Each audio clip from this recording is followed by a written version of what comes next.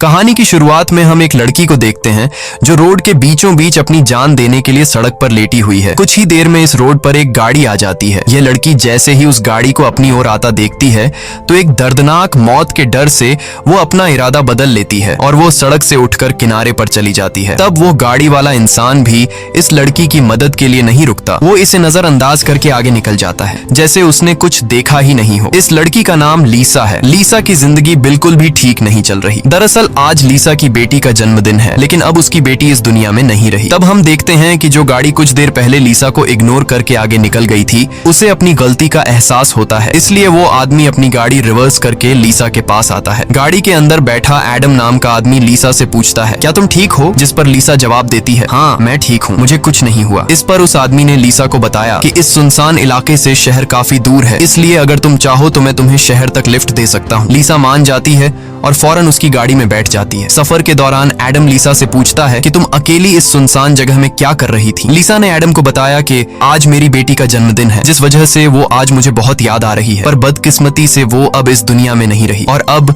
मैं बिल्कुल अकेली हूँ। कोई भी ऐसा नहीं है इस दुनिया में जिससे मैं अपना कह सकूं। लीसा की ये बात सुनकर एडम कहता है, अच्छा इस वजह से तुम रास्ते के बीचों बीच मरने के लिए लेटी हुई थी? जवाब में लीसा ने कहा, मैं मरना नहीं चाहती, बस एक बार किसी तरह से अपनी बेटी से मिलना चाहती हूँ। तभी लीसा कार का रेडियो ऑन कर लेती है। रेडियो पर एक न्यूज चल रही होती है। रिपोर्टर बताता है कि जंगल में एक सीरियल किलर घूम रहा है और आज सुबह इस किलर ने 2 और लड़कियों को मार दिया है। पुलिस के पास उस किलर की तस्वीर तो नहीं है, लेकिन उन्हें इसके बारे में ये जानकारी मिली है कि कातिल एक गोरे रंग का आदमी है जिसके पास ब्राउन कलर की गाड़ी है और उसके दाहिने हाथ पर एक क्रॉस का निशान है। ये खबर सुनकर लीसा के पैरों तले जमीन खिसक जाती है, क्योंकि रिपोर्टर रेडियो पर जिस कातिल का हुलिया बता रहा था वो कोई और नहीं बल्कि एडम ही था। उसके हाथ में क्रॉस का निशान देखकर लीसा बहुत ज्यादा डर जाती है। इससे पहले कि लीसा खुद को बचाने के लिए कुछ कर पाती, तभी एडम अचानक जोर से कार का ब्रेक लगाता है, जिससे लीसा का सर तेजी से कार की डैशबोर्ड से जा टकराया और लीसा बेहोश हो गई। कुछ देर बाद जब लीसा की आंखें खुली तब उसने खुद को एक अजीब से बंकर में कैद पाया, जो चारों ओर से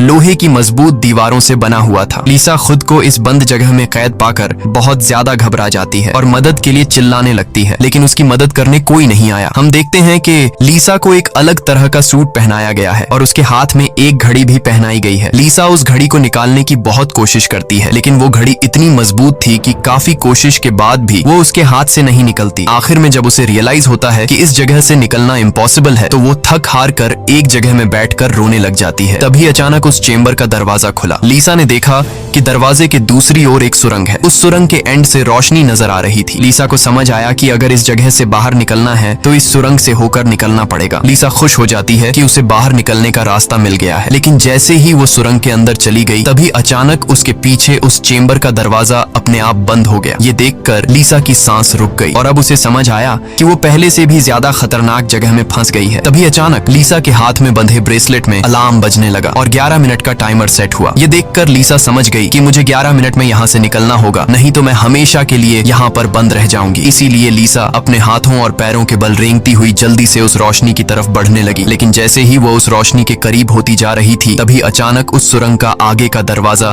धीरे धीरे बंद होने लगा। ये देखकर लीसा और तेजी से आगे बढ़ने लगी, लेकिन जब वो उस दरवाजे के पास पहुंची तो वो दरवाजा पूरी तरह से बंद हो चुका था। लीसा को कुछ समझ नहीं आ रहा था कि अब यहाँ से कैसे निकला जाए। वो चीख चीख कर रोने लगी। तभी उसकी नजर उस दरवाजे के बगल से जा रही एक दूसरी सुरंग पर पड़ी, लेकिन वो रास्ता बहुत ज्यादा तंग था। लीसा को अब कोई और दूसरा रास्ता नजर नहीं आ रहा था, इसलिए लीसा हिम्मत करके किसी तरह सुरंग के अंदर चली गई और काफी मुश्किलों के बाद वह उस रास्ते को पार कर लेती है और आगे बढ़ते हुए एक ऐसी जगह पर पहुंच जाती है जहां एक प्लेटफॉर्म की तरह 2 रास्ते बने हुए थे। एक रास्ता ऊपर से जा रहा था और दूसरा रास्ता नीचे से। लीसा को कुछ समझ नहीं आया और वो ऊपर के रास्ते को चुनती हुई घुटनों के बल आगे बढ़ने लगी, लेकिन थोड़ा आगे जाते ही नीचे का फ्लोर ऊपर उठने लगा। अगर वक्त रहते लीसा वहां से नहीं निकल पाई तो नीचे का रास्ता उसे ऊपर चिपका कर मार देगा। लीसा डर के मारे तेजी से आगे बढ़ने लगी। वो उस जगह के बीच बस पिसने ही वाली थी कि तभी इस सुरंग के एंड तक उसका हाथ पहुंच जाता है और जैसे ही वो रास्ता पूरी तरह से बंद होने वाला था, लीसा अपनी जान बचाकर वहां से निकलने में कामयाब हो जाती है। खुद को कुचलने से बचाकर वो एक सुकून की सांस लेती है, लेकिन उसे पता नहीं था कि अब उसके लिए मुश्किलें और भी बढ़ने वाली हैं, क्योंकि आगे का रास्ता और भी ज्यादा खतरनाक है। तभी उसके घड़ी में अलार्म बज उठा। ये अलार्म बता रहा था कि आधा समय बीत चुका है और अब उसके पास सिर्फ 5 मिनट बाकी है। इसीलिए वो अब फिर से आगे बढ़ने लगी। जहाँ उसे थोड़ी दूर रोड जाते ही रास्ते में कोई इंसान लेटा हुआ दिखाई दिया। लीसा जब उसके करीब आई तो उसने देखा कि वो कोई जिंदा इंसान नहीं बल्कि एक जली हुई डेड बॉडी है जिसकी हालत बहुत खराब है। उस लाश के हाथ पर भी वैसी ही घड़ी बंधी हुई थी जैसी लीसा के हाथों पर बंधी थी। लीसा को समझ आ गया कि ये इंसान भी मेरी तरह इस सुरंग से निकलने की कोशिश कर रहा था, लेकिन वो यहाँ से निकलने में कामयाब नहीं हो सका और मारा गया। मतलब यहाँ से निकलना इम्पॉसिबल है। इस डेड बॉडी को देखकर लीसा की यहाँ से निकलने की बची कुची उम्मीद भी टूट गई, लेकिन उसने किसी तरह हिम्मत जुटाई और इस डेड बॉडी को साइड पर करके आगे बढ़ने लगी। जब वो घड़ी की तरफ देखती है तो उसके पास सिर्फ 2 मिनट का टाइम बचा हुआ था, इसीलिए वो और तेजी से आगे बढ़ने लगी। तभी अचानक एक मजबूत लोहे की सलाखों ने आकर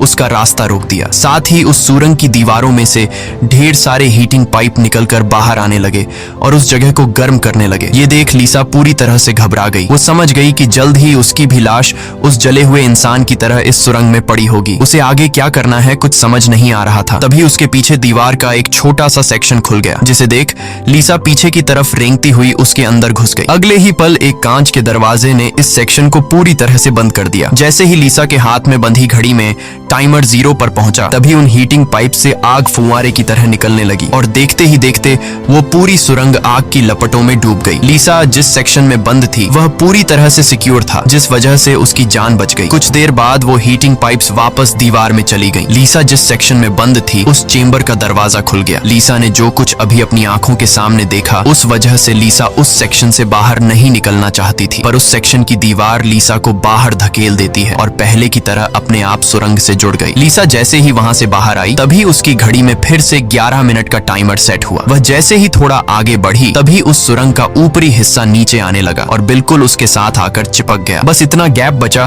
कि वो रेंगते हुए यहाँ से आगे निकल सके। लीसा अब पूरी तरह से बेबस हो चुकी थी। वो जोर जोर से रोने लगी। जब उसकी नजर घड़ी पर पड़ी तो वहाँ उसका टाइम खत्म हो रहा था, जिसका मतलब था कि अब से ठीक 11 मिनट बाद फिर से उस सुरंग में आग का सैलाब आएगा और लीसा को राख कर देगा। वो सोचती है कि इतनी बुरी मौत मरने से अच्छा है कि क्यों ना एक बार फिर से वो यहाँ से निकलने की कोशिश करे। इसीलिए वो फिर से हिम्मत करके अपनी जान बचाने के लिए पीठ के बल अपने हाथों के सहारे रेंगते हुए आगे बढ़ने लगी। थोड़ी दूर ऐसे ही रेंगते हुए जाने के बाद वो सुरंग खत्म हो गई और आगे पानी का एक टैंक आ गया। लीसा बहुत ज्यादा थक गई थी और प्यास ने उसका बुरा हाल कर दिया था। वो इसी तरह लेटे हुए हाथों की मदद से पानी पीकर अपनी प्यास बुझा लेती है। जब उसने अपनी घड़ी की तरफ देखा तो अब सिर्फ 8 मिनट रह गए थे। अब पानी के अलावा उसे कोई और दूसरा रास्ता नहीं दिखा, इसलिए वो एक लंबा सांस लेते हुए पानी में ही उतर गई। पानी में उतरने के बाद टैंक काफी बड़ा था। उसे अब समझ नहीं आ रहा था कि किस तरफ जाना है। वो यहाँ वहाँ पानी में निकलने का रास्ता ढूंढने लगी, मगर उसे कोई भी निकलने का रास्ता नहीं मिला। दूसरी तरफ जहाँ से वो इस टैंक में उतरी थी वह रास्ता भी बंद हो चुका था। अब उसकी सांस भी खत्म होने लगी थी। तभी टैंक में से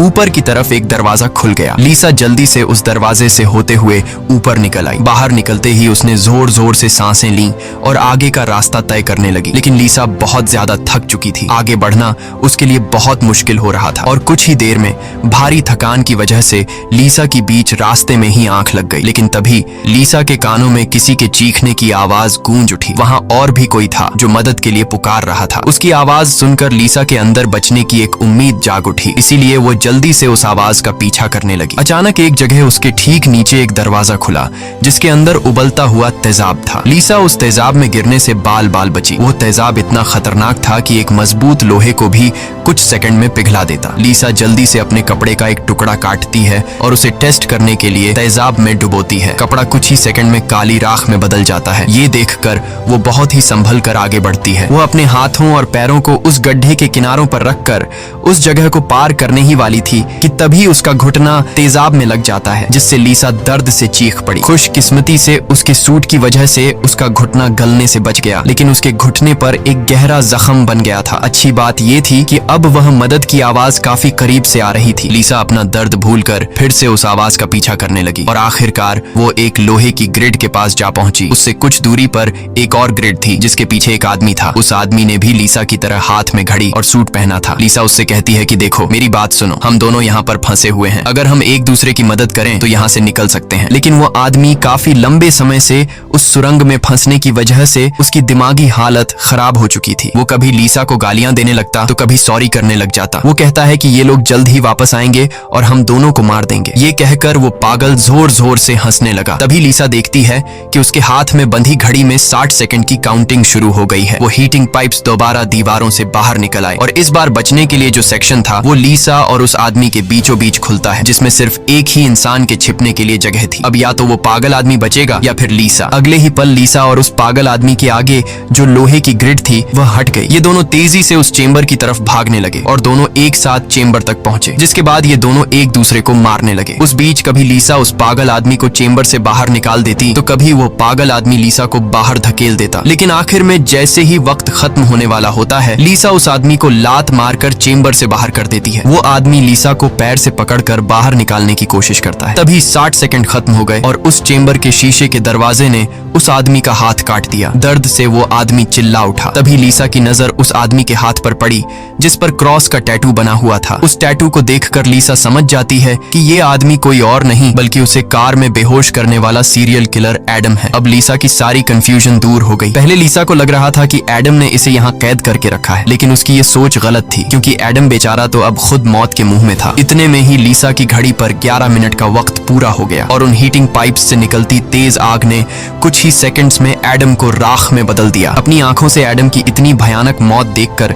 लीसा डर के मारे कांपने लगी। कुछ देर बाद सेक्शन के अंदर एक छोटे सुरंग में से एक रोबोट आता है। वह एक बहुत ही भयानक सा स्कल था। ये रोबोट लीसा को कोई नुकसान नहीं पहुंचाता बल्कि उसके तेजाब से जले हुए घुटने को ठीक कर देता है। लीसा ने उससे पूछा कि वो कौन है और उसे यहाँ क्यों लेकर आया है। जवाब में उस रोबोट के मुंह से एक टूल निकलता है और वो टूल लीसा के सूट के साथ कनेक्ट हो जाता है। उस टूल की मदद से लीसा को फ्लैशबैक की सारी बातें याद आने लगती हैं, जब वो कार में एडम के साथ थी और उसे एडम की सच्चाई का पता चलने पर एडम की उसके साथ झड़प हो गई थी। उस दौरान एडम ने लीसा पर चाकू से सीने पर वार किया और कार से बाहर फेंक दिया था। उसी पल लीसा को आसमान से उसकी ओर आती एक सफेद रोशनी दिखाई दी थी, जिसके बाद लीसा वापस प्रेजेंट में आती है। लीसा को अब एक बात समझ आ जाती है कि उन एलियंस ने ही दरिंदे एडम से उसकी जान बचाई थी और उसे यहाँ लाए थे। लेकिन वो उसे यहाँ क्यों लाए थे ये बताए बिना ही वो रोबोट वहां से निकल गया। लीसा ये भी समझ जाती है कि ये लोग जो भी हैं वे उसे मारना नहीं चाहते, बस उसे इस गेम को पार करना होगा, तभी वो यहाँ से निकल पाएगी। लीसा अब आगे का रास्ता तय करने उस चेंबर से बाहर आ गई। एडम का कटा हुआ हाथ भी वहां पर पड़ा हुआ था। उसी समय लीसा को उस कटे हाथ पर टाइमर के नीचे कुछ सिंबल्स दिखाई दिए। लीसा उन सिंबल्स का मतलब समझने की कोशिश कर ही रही थी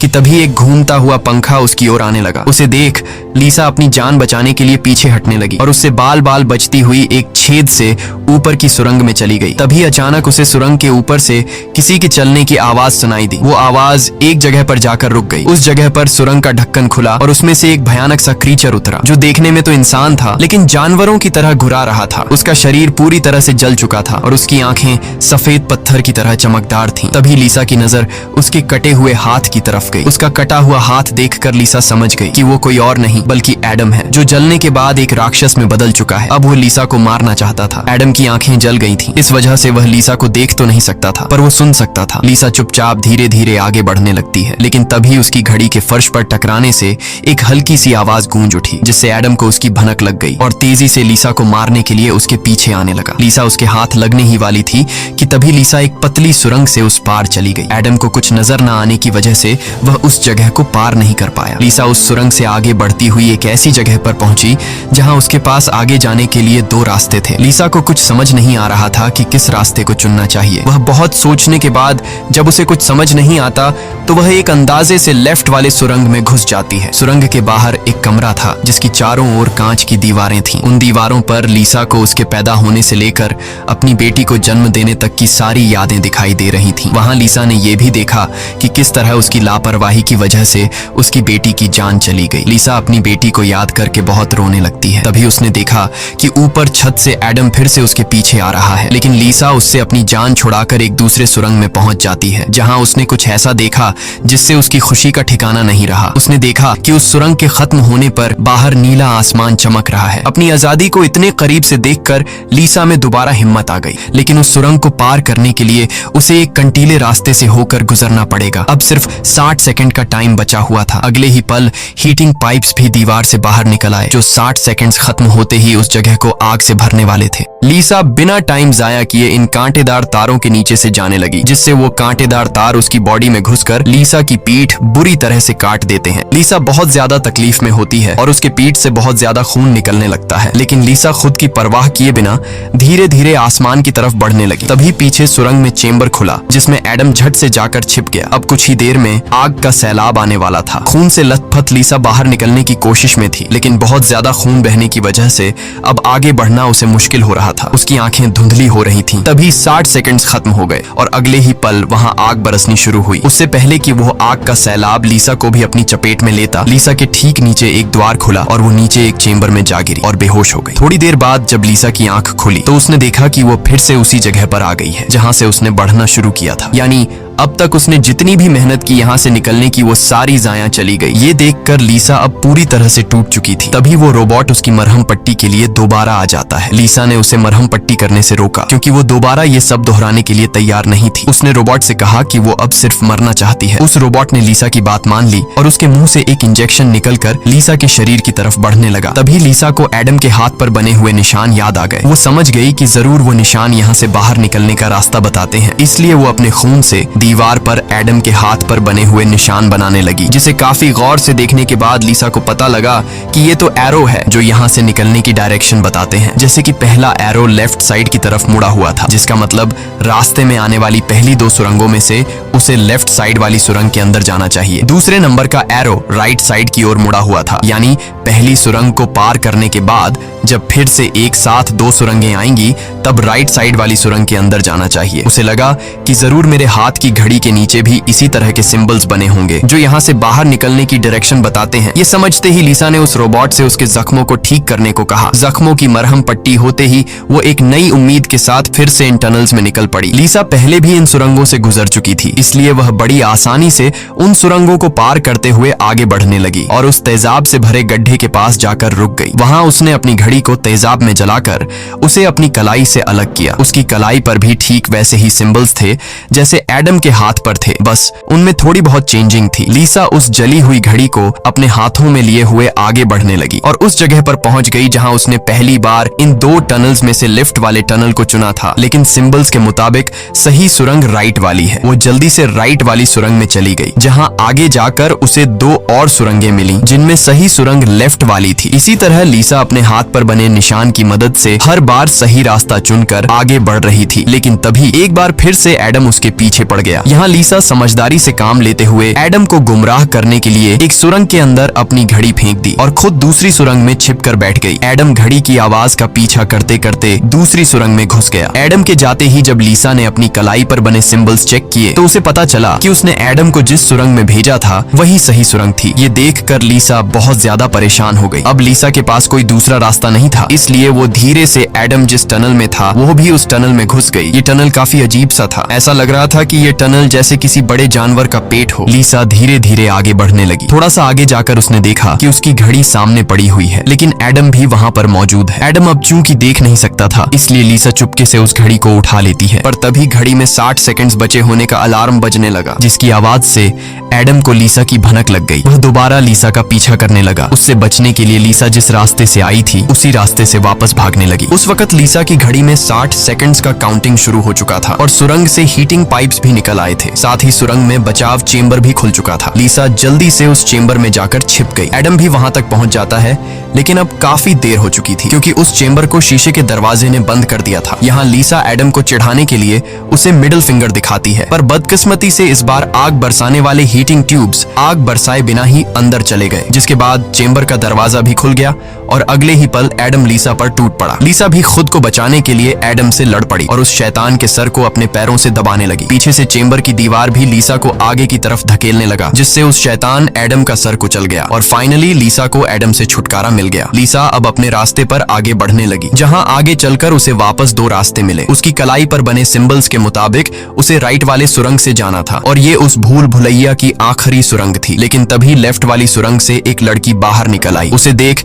लीसा लीसा की आंखें खुली की खुली रह गईं और वो रोने लगी, क्योंकि यह लड़की कोई और नहीं बल्कि उसकी बेटी नीना थी। नीना के मरने के बाद से लीसा ने जीना ही छोड़ दिया था। उसकी बस यही एक ख्वाहिश थी कि वो किसी तरह नीना से मिल पाए, और आखिरकार आज उसकी ये ख्वाहिश भी पूरी हो गई। नीना ने अपनी माँ लीसा से कहा कि अब दोबारा मुझे फिर से अकेला मत छोड़ना, जिस पर लीसा ने जवाब दिया, नहीं बेटा, मैं हमेशा तुम्हारे साथ रहूंगी। जिस पर नीना कहती है, तो फिर आओ मेरे साथ लेफ्ट वाले टनल में चलो। लीसा रोते हुए बोली, नीना, मैं तुम्हें फिर से खोना नहीं चाहती, लेकिन सच तो ये है कि तुम पहले ही मर चुकी हो और मेरी मंजिल दूसरी सुरंग में है। इतना कहकर लीसा वहां से जाने लगी। पीछे से नीना उसे पुकारती रही, लेकिन लीसा दिल पर पत्थर रखकर उस सुरंग से बाहर निकली। बाहर आते ही लीसा फूट फूट कर रोने लगती है। उसके बाद लीसा ने बिना समय गंवाए राइट वाली सुरंग में घुस गई, जहां उसे सुरंग के अंत में खुला आसमान दिख रहा था। वो खुश होकर तेजी से आगे बढ़ने लगी, लेकिन तभी उसके रास्ते में 3 लोहे के ब्लेड्स आ गए जो लगातार तेजी से ऊपर नीचे हो रहे थे, जिन्हें पार करने का मतलब था खुद के टुकड़े करवाना। लेकिन लीसा को हर हाल में यहाँ से निकलना था, इसीलिए उसने गौर किया कि उनमें से पहला ब्लेड हर 4 सेकंड्स में एक बार नीचे आ रहा है। लीसा उसके करीब पहुंची